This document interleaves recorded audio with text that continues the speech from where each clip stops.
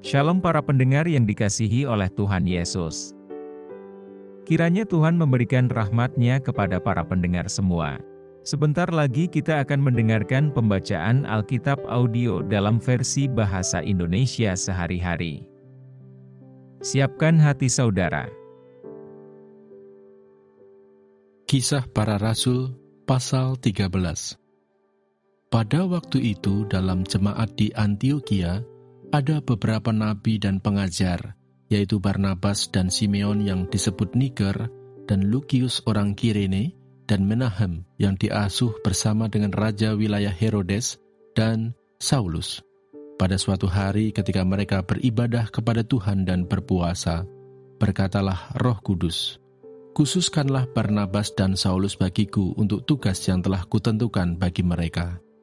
Maka berpuasa dan berdoalah mereka, dan setelah meletakkan tangan ke atas kedua orang itu, mereka membiarkan keduanya pergi. Saulus dan Barnabas di Pulau Siprus. Oleh karena disuruh Roh Kudus, Barnabas dan Saulus berangkat ke Seleukia, dan dari situ mereka berlayar ke Siprus. Setiba di Salamis, mereka memberitakan firman Allah di dalam rumah-rumah ibadat orang Yahudi, dan Yohanes menyertai mereka sebagai pembantu mereka. Mereka mengelilingi seluruh pulau itu sampai ke Pafos. Di situ mereka bertemu dengan seorang Yahudi bernama Bar-Yesus. Ia seorang tukang sihir dan nabi palsu. Ia adalah kawan gubernur pulau itu, Sergius Paulus, yang adalah orang cerdas. Gubernur itu memanggil Barnabas dan Saulus karena ia ingin mendengar firman Allah.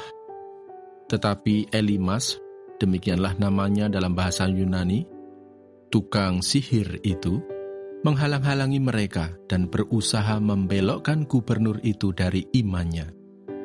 Tetapi Saulus, juga disebut Paulus, yang penuh dengan Roh Kudus, menatap dia dan berkata, "Hai anak iblis, engkau penuh dengan rupa-rupa tipu muslihat dan kejahatan, engkau musuh segala kebenaran, tidakkah engkau akan berhenti membelokkan jalan Tuhan yang lurus itu? Sekarang, lihatlah, tangan Tuhan datang menimpa engkau, dan engkau menjadi buta. Beberapa hari lamanya engkau tidak dapat melihat matahari." Dan seketika itu juga orang itu merasa diliputi kabut dan gelap, dan sambil meraba-raba, ia harus mencari orang untuk menuntun dia.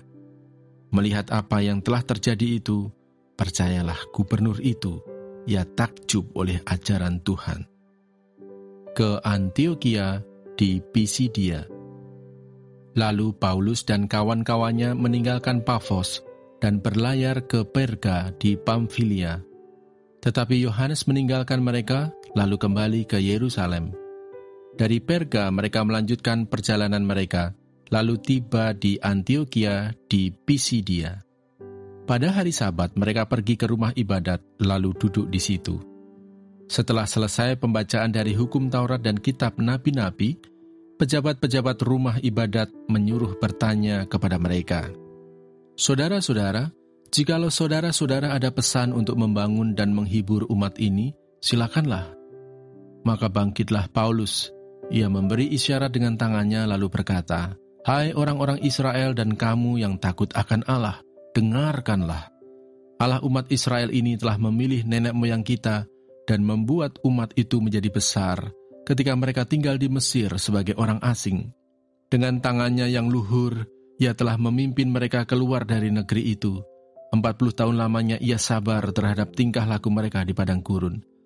Dan setelah membinasakan 7 bangsa di tanah Kanaan, ia membagi-bagikan tanah itu kepada mereka untuk menjadi warisan mereka selama kira-kira 450 tahun. Sesudah itu ia memberikan mereka hakim-hakim sampai pada zaman Nabi Samuel. Kemudian mereka meminta seorang raja, dan Allah memberikan kepada mereka Saul bin Kis dari suku Benyamin 40 tahun lamanya. Setelah Saul disingkirkan, Allah mengangkat Daud menjadi raja mereka. Tentang Daud, Allah telah menyatakan, "Aku telah mendapat Daud bin Isai, seorang yang berkenan di hatiku, dan yang melakukan segala kehendakku. Dan dari keturunannya lah, sesuai dengan yang telah dijanjikannya, Allah telah membangkitkan juru selamat bagi orang Israel, yaitu Yesus. Menjelang kedatangannya, Yohanes telah menyerukan kepada seluruh bangsa Israel supaya mereka bertobat dan memberi diri dibaptis. Dan ketika Yohanes hampir selesai menunaikan tugasnya, ia berkata, "Aku bukanlah dia yang kamu sangka, tetapi ia akan datang kemudian daripadaku. Membuka kasut dari kakinya pun aku tidak layak." Hai saudara-saudaraku, baik yang termasuk keturunan Abraham maupun yang takut akan Allah, kabar keselamatan itu sudah disampaikan kepada kita. Sebab penduduk Yerusalem dan pemimpin-pemimpinnya tidak mengakui Yesus. Dengan menjatuhkan hukuman mati atas dia, mereka mengenapi perkataan nabi-nabi yang dibacakan setiap hari Sabat. Dan meskipun mereka tidak menemukan sesuatu yang dapat menjadi alasan untuk hukuman mati itu, namun mereka telah meminta kepada Pilatus supaya ia dibunuh. Dan setelah mereka mengenapi segala sesuatu yang ada tertulis tentang dia, mereka menurunkan dia dari kayu salib, lalu membaringkannya di dalam kubur. Tetapi Allah membangkitkan dia dari antara orang mati, dan selama beberapa waktu ia menampakkan diri kepada mereka yang mengikuti dia dari Galilea ke Yerusalem. Mereka itulah yang sekarang menjadi saksinya bagi umat ini. Dan kami sekarang memberitakan kabar kesukaan kepada kamu, yaitu bahwa janji yang diberikan kepada nenek moyang kita telah digenapi Allah kepada kita, keturunan mereka, dengan membangkitkan Yesus. Seperti yang ada tertulis dalam Mazmur kedua, "Anakku engkau, aku telah memperanakkan engkau pada hari ini." Allah telah membangkitkan dia dari antara orang mati, dan ia tidak akan diserahkan kembali kepada kebinasaan. Hal itu dinyatakan oleh Tuhan dalam firman ini, "Aku akan menggenapi kepadamu janji-janji yang kudus yang dapat dipercayai, yang telah kuberikan kepada Daud." Sebab itu, ia mengatakan dalam Mazmur yang lain, "Engkau tidak akan membiarkan orang kudusmu melihat kebinasaan." Sebab Daud melakukan kehendak Allah pada zamannya, lalu ia mangkat dan dibaringkan di samping nenek moyangnya, dan ia memang diserahkan kepada kebinasaan.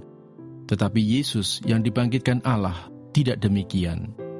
Jadi ketahuilah, hai saudara-saudara, oleh karena dialah maka diberitakan kepada kamu pengampunan dosa. Dan di dalam dialah setiap orang yang percaya memperoleh pembebasan dari segala dosa, yang tidak dapat kamu peroleh dari hukum Musa. Karena itu, waspadalah, supaya jangan berlaku atas kamu apa yang telah dikatakan dalam kitab nabi-nabi. Ingatlah, hai kamu penghina-penghina, tercenganglah dan lenyaplah. Sebab aku melakukan suatu pekerjaan dalam zamanmu, suatu pekerjaan yang tidak akan kamu percayai jika diceritakan kepadamu. Ketika Paulus dan Barnabas keluar, mereka diminta untuk berbicara tentang pokok itu pula pada hari Sabat berikutnya. Setelah selesai ibadah, banyak orang Yahudi dan penganut-penganut agama Yahudi yang takut akan Allah mengikuti Paulus dan Barnabas. Kedua rasul itu mengajar mereka dan menasihati mereka supaya mereka tetap hidup di dalam kasih karunia Allah. Pada hari Sabat berikutnya, datanglah hampir seluruh kota itu berkumpul untuk mendengar firman Allah. Akan tetapi, ketika orang Yahudi melihat orang banyak itu, penuhlah mereka dengan iri hati, dan sambil menghujat, mereka membantah apa yang dikatakan oleh Paulus.